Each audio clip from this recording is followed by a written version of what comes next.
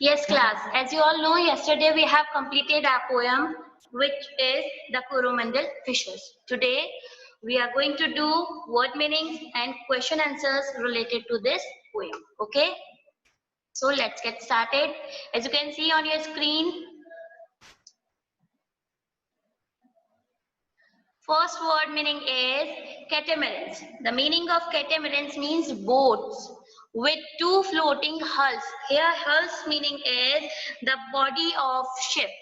कि एक शिप की जो बॉडी होती है उसे हम क्या कहते हैं, हल कहते हैं. Okay, boats with two floating hulls held together by a flat deck. यानी in overall the meaning is catamarans means boats. Okay, the meaning of catamarans means boat. Comrades, meaning of comrades means companions who go with us, companions. Okay, class.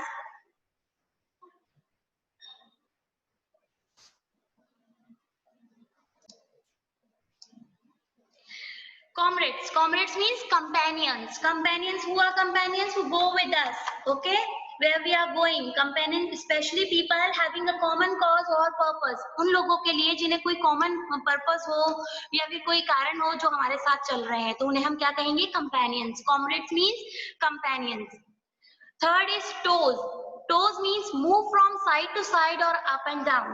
Toes, as you know, all you know that what is toes, move from side to side or up and down. Next is coconut. Coconut yani a kind of coconut. It's another name of coconut. Okay. Spray. As I have told you yesterday in our previous class, the meaning of spray here, the fine droplets caused by water hitting a hard surface. Okay. The spray is used for here for the fine droplets. Droplets किसे कहते हैं, बूंदों को, caused by water hitting a hard surface. Third is verge. The meaning of verge here, a piece of grass at the edge of something. Edge means किनारा. A piece of grass at the edge of something. होता है shore side पे जो area होता है उसको क्या कहा गया है यहाँ पर, verge. Okay. So I'm repeating again on all the word meanings. First is catamarans, boats like boats. Okay, with two floating hulls held together by a flat deck. Second is comrades, companions who go with us. Toes, move from side to side or up and down. Coconut means coconut. Spray, the fine droplets caused by water hitting a hard surface. Verge, a piece of grass at the edge of something. The meaning of edge here, kinara. Okay. Now class, I have some few examples related to these word meanings. Okay. Have a look. The very first word meaning we read catamarans. So one example of catamarans is, we sailed on catamarans to reach the island. कि हम किस पर cell करते हैं, boat पर, कैटेमरन्स boats पर, to reach the island, कहाँ पहुंचने के लिए, आइलैंड पहुंचने के लिए. Okay, so it is the example of catamarans. As you can see, Aditi, you asked me that is kind of hull and this is catamarans, a boat. Okay, catamaran, a boat. So next word meaning is comrades. As you can see the example here, we shall fight together as comrades. यानी हम किसकी तरह fight करेंगे, एक कंपेनियनिटी के साथ fight करेंगे, companion बनकर फाइट करेंगे, एक साथ मिलकर. Okay, so we shall fight together as comrades. समझ में आ गया, यानी ये सब क्या है, एक साथ है, तो एक साथ वर्क कर रहे हैं किसी पर्पस के लिए. ओके, तो उस पर्पस के लिए जो एक साथ हमारे खड़े हैं उन्हें हम क्या कहेंगे, कंपेनियंस और comrades. So our next word meaning is tossed.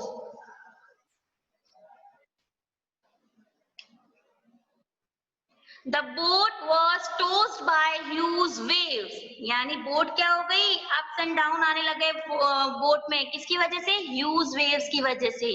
The boat was tossed by huge wave. यानी बहुत ज्यादा वेव हुए तो उनसे बोट क्या हो गई, टोज हो गई. टोज का mean move from side to side और up and down. Clear to you all?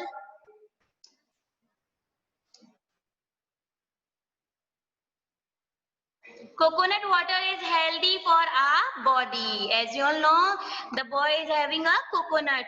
Okay, this is also called coconut. Okay, coconut water is healthy for our body. So इन्होंने बताया है coconut water हमारी body के लिए बहुत healthy होता है. Clear everyone? So these are the examples of our word meanings. Okay. So class, we have completed word meanings. Now it's time to do question answers related to this chapter. Question, very first question of this chapter of this poem is, who according to the speaker prays to the morning light? Who यानी कौन है? According to the speaker. Who is speaker here? Writer. Prays to the morning light. So according to the poet is the speaker here who is writing the poem. According to the poet, the awakening skies prays to the morning light. Who are praying for the morning light? The awakening skies prays to the morning light. I'm again repeating it. Who according to the speaker prays to the morning light? According to the poet, here we can write also speaker. Okay, according to the speaker, the awakening skies prays to the morning light. Second question is, what is the wind compared to? Means यहाँ किस चीज का comparison बताया है? बेटा यहाँ पर compare, आपको पता है रिलेशंस भी बताए गए थे, और जो पोएम यूज किए गए है वो पर्सोनिफिकेशन यूज किया गया है. पर्सोनिफिकेशन में क्या होता है बेटा? यहाँ पर फिगर ऑफ स्पीच यूज किया जाता है. फिगर ऑफ स्पीच मीन्स किसी का रिलेशन निकालना. हमें हमारी हमें इमेजरी देखनी चाहिए कि जब हम पोएम पढ़ रहे हैं तो वहाँ फीलिंग हमें क्या आ रही है, क्या रिलेशन शो हो रहा है. ओके, सो यहाँ हम देखते हैं what is the wind compare to. तो मैं आपको इसके साथ साथ लाइन पढ़कर दिखाऊंगी जो हमने विंड के बारे में पढ़ी थी. The wind lies asleep in the arm of the dawn. यानी विंड कहाँ किसके आर्म पर एस्लीप थी, मतलब जगी हुई थी, यानी डॉन, DAWN, यानी morning, early morning. And like a child that has cried all night. Wind किसकी तरह क्रिएट अपने आप को बिहेव कर रही थी, जैसे कि वो चाइल्ड हो और उसकी तरह रो रही है और किसका वेट कर रही है? सुबह का वेट कर रही है. ओके, यही एक्सप्लेन किया था उसमें पोएट ने. So the wind was compared to a child. Okay, wind को किससे कंपेयर किया गया है? चाइल्ड से कंपेयर किया गया है. और इसी लाइन में हम एक और कंपैरिजन देख सकते हैं, dawn, DAWN. As you can also find the wind lies asleep in the arms of the dawn. यानी आर्म्स ऑफ द डॉन, यानी डॉन को किससे कंपेयर किया गया है? मदर से कंपेयर किया गया है. ओके, तो the wind was compare to a child. If यहाँ पर पूछा जाता कि डॉन को किससे कंपेयर किया गया है, तो हम लिखते हैं the dawn was compare to a mother. Okay. Question number 3 is, what relationship does the speaker describe in stanza 2? So here I have not mentioned the stanza 2. I'll read the stanza 2, then we'll answer of it. The stanza 2 is, the sea is our mother, the cloud is our brother. Stanza 2 में ये line थी जहाँ relationship show किया था, the sea is our mother and the cloud our brother. So the relationship the speaker describes in the stanza is the relation with mother and brother. और उन्होंने mother किसे बताया था? सी को. और ब्रदर किसे बताया था? क्लाउड्स को. Okay. So next question is, what does the speaker describe as sweet and sweeter? In the last stanza, the speaker has described us about sweet and sweeter. So here we need to write the stanza. Okay, so I have mentioned over here, sweet is the shade of coconut glade. Shade means जो उनकी जो हट थी, जो उनकी झोपड़ियां वगैरह या फिर जो उनका रहने के लिए घर था, वो किससे बना हुआ था? कोकोनट ग्लेड से बना हुआ था, उनकी छाल से बना हुआ था. And the scent of the mango grove, और जो स्मेल फ्रेग्रेंस आती थी मैंगो ग्रोव, ग्रोव है mean group of small trees. Okay, mango के जो ट्रीज थे, sweet are the sand at the full on the moon with the son of the voice. यहाँ पर किसके बारे में डिस्क्राइब किया? स्वीट, यानी जो लोकेशन थी जहाँ वो रहते थे फिशरमैन, उनके बारे में क्या वर्ड यूज किया गया है? Sweet. Okay, we need to write over here the stanza. Okay, and next the turn is sweeter. Sweeter किसके लिए यूज किया गया? फिशरमैन के लिए. ओके, अब स्वीटर क्या बताया गया है? उनको ये बताया गया था इस स्टेंजा में कि इतना स्वीट तो एनवायरमेंट है आपका, लेकिन आप लोग इसके लिए sweet as a sweeter expect नहीं कर सकते हो, ना ही इसे एक्सेप्ट कर सकते हो. क्यों? Oh brothers, brother is use for fishermen. Oh brothers, the kiss of the spray and the dance of the wild form glee. As I have told you, kiss of the spray means when they are on the boat and the water droplets come on their face. जब water droplets hard surface, जैसे ऐसा लगता है किसी hard surface पे गिरा हो, इतनी तेजी से वाटर ड्रॉपलेट्स आएगी, उनके चेहरे पर गिरेगी जब वो सी पर मतलब ट्रेवल कर रहे होंगे. और द फॉर्म ऑफ ग्ली, और जैसे जो फॉर्म प्रोड्यूस होता है हाई टाइड से, तो उसकी वजह से जो उनको सेक्रीफाइसेस करने पड़ेंगे उसके लिए ये यूज किया गया है. Raw the edge of the worth where the low sky, कि आपको जहां तक आप पहुंचना चाहो, कहां तक, वर्थ तक, यानी उस एज तक जहां ग्रास दिखाई दे आपको, वहां तक पहुंच नहीं जाते हो जब तक आपको सेक्रीफाइस करना पड़ेगा. तो sweet use for the location where the fishermen live, and sweeter use for the fisherman self. Okay, question number 5 is, what do you think is wealth to the fisherman? यानी what is the wealth to the fisherman? wealth क्या थी fisherman के लिए? So it is very easy to understand. Fishes which are the leaping wealth of the tide, जो कि leaping wealth थी सबके लिए, तो fishes जो थी वो क्या थी fisherman के लिए, उनकी wealth थी. तो बेटा ऐसा क्यों है? अब देखो, the leaping wealth, यहाँ पर नेम आया leaping wealth of the tide. So it refers to the fishes in the sea. किसको refer कर रहा है ये? Fishes को. Okay, the fisherman must hurry to catch them.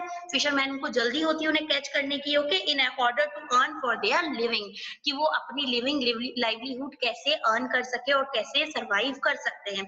And by catching fishes they improve their wealth. और catch करेंगे fishes तो उन्हें sell भी करेंगे market में, और वो क्या करेंगे, अपनी wealth को improve करेंगे. That's why for the fisherman the wealth for the fisherman the fishes the fishes are the wealth of tide. Okay, कि फिशरमैन के लिए क्या थी? फिशेस थी वेल्थ, जो उनको सहारा देती है उनकी लाइवलीहुड को जीने के लिए, उन्हें अपनी फैमिली को पालने के लिए. Okay class, so the fishes which are the leaping wealth of the tide. Next is, okay, we have completed our question answers here. Now class, it's time to do reference to the context. As you know, so class, in reference to context, there are few lines on which we have to give answer. So very first line, he who holds the storm by the hair. He who holds the storm by the hair will hide in his breast our lives. अब देखो यहाँ पर he किसके लिए use किया गया है? Who is he? Who manages us? Who creates us? हमें कौन बनाया है? हमें किसने बनाया? Who created us? और आने वाली जो नेचुरल थिंग है उनको कौन बनाता है? तो उसके बारे में, who hold the storm, जिसने स्टॉर्म को होल्ड किए हुए हैं, will hide and breathe our lives, वो हमें अपने अंदर छुपा लेंगे, या फिर हमें अपने छुपा लेने का मतलब क्या होता है यहाँ पर? हमें सेव कर लेंगे. तो किसके बारे में आया था? Who is he? God. Okay, he is God. Whose life does he hold? किसकी लाइफ के बारे में बात कर रहा है वो? गॉड किसकी लाइफ के बारे में बात कर रहे हैं? तो एवरीवन, हम सबकी, including the fisherman. And in this poem the about fisherman, the poet is talking about fisherman. So everyone is for us, हमारे लिए everyone, and including the fisherman. और यहाँ पर जो पोएम में बात हो रही है तो किसके बारे में बात हो रही है? फिशरमैन के बारे में. बेटा this is E, not a. Okay, it is plural sound, F-I-S-H-E-R-M-E-N, fisherman. Okay, everyone including the fisherman. The third question related to this, what does the speaker mean by this line? इस line से speaker का क्या मतलब है? Poet का क्या meaning है? इसलिए क्या बताना चाह रहा है? The speaker meant by this line is that God is in everything, everywhere, कि हर जगह, हर कहीं भी, हम जहां भी जाते हैं, God is everywhere और God is in everything. Okay, here the speaker wants to tell that God is in everywhere or is in everything. Clear everyone? Second lines are, but sweeter, oh brothers, the kiss of the spray and the dance of the wild form glee. Here the जो sacrifice thing थी fisherman की, वो describe की गई है यहाँ पर. जैसा कि मैंने पहले बताया था आपको, sweeter किसके लिए यूज किया गया है? Fisherman के लिए. Sweeter, oh brothers, fisherman के लिए. The kiss of the spray when the droplets come on their face and the dance of the wild foam glee, जो फॉर्म प्रोड्यूस होता है due to high tide, okay, तो उसकी वजह से जो उनके आगे सामने आते हैं जब वो ट्रेवल कर रहे होते हैं तो कितना फेस करना पड़ता होगा उन्हें, यानी हम जब उन्हें देखते होंगे तो हमें बहुत अट्रैक्टिव लगता है, अरे वाह कितना अच्छा है ना, लेकिन जब जो सेक्रीफाइस कर रहा है, जो फेस कर रहा है इस चीजों को, उनके लिए ये पोइट ने बताया है। So what does the speaker earlier refer to as sweet? Earlier means जैसे अभी मैंने आपको बताया था थर्ड क्वेश्चन और फोर्थ क्वेश्चन में कि स्वीटर से पहले उन्होंने किसके बारे में यूज किया था? स्वीट के बारे में, जो कि था जो मोमेंट हमें दिखाई दे रहा था, एनवायरमेंट शो हो रहा था, वो क्या था? स्वीट था। और स्वीटर कौन है? फिशरमैन। सो इसमें क्वेश्चन क्या पूछा गया है? What does the speaker earlier refer to as sweet, यानी इस लाइन से पहले जो स्पीकर ने स्वीट वर्ड यूज किया है वो क्या रेफर करना चाहता है? Okay, so the speaker earlier referred sweet to as the shade of the coconut glade. किसके बारे में बताया यहाँ पर? कोकोनट ग्लेड के बारे में बताया है। Here we can add the mango grove, the smell of mango grove, the voice of the around the sea, हम ये भी ऐड कर सकते हैं यहाँ पर क्योंकि उसके बारे में भी तो बताया है, लेकिन यहाँ थोड़ा शॉर्ट मेंशन किया गया है कि कोकोनट ग्लेड, किसके बारे में बताया है यहाँ पर? Shade of the coconut glade. What is the contrast the speaker draws between the lines and the one before it? Before it का मतलब है बेटा, आप खुद देखिए यहाँ सिर्फ हमें एक लाइन मिली है। अब I am going to read the whole stanza so you can easily understand it. Sweet is the shade of the coconut glade, यहाँ पर वर्ड यूज किया गया है sweet, and the scent of the mango grove, यानी उसे क्या हमें जो स्वीट लगता है वो क्या है? कोकोनट ग्लेड, जो हट्स बनी हुई है कोकोनट ग्लेड की वो अच्छी लग रही है, और जो स्मेल है वहां पर इतनी अच्छी अच्छी स्मेल आती है तो वो हमें बहुत अच्छी अट्रैक्टिव लग रही है। Okay, but sweeter O brothers, then कौन सी लाइन आई है? But sweeter, oh brothers, the kiss of the spray and the dance of wild forms glee, यानी जो इससे पहले वाली लाइन कौन सी थी? स्वीट लाइन थी, जो कि किसके बारे में बता रहा था? शोर साइड के बारे में बता रहा था। अब शोर साइड क्या होती है बेटा? आपको खुद को पता होना चाहिए। It's a kind of place, a land of full of grass, कि जो सी के किनारे पे जो लैंड होता है ग्रास से फुल होता है उसको हम क्या कहेंगे? शोर side. Okay, so in the earlier line he talks about everything on the shore and in the next he talks about everything in the sea.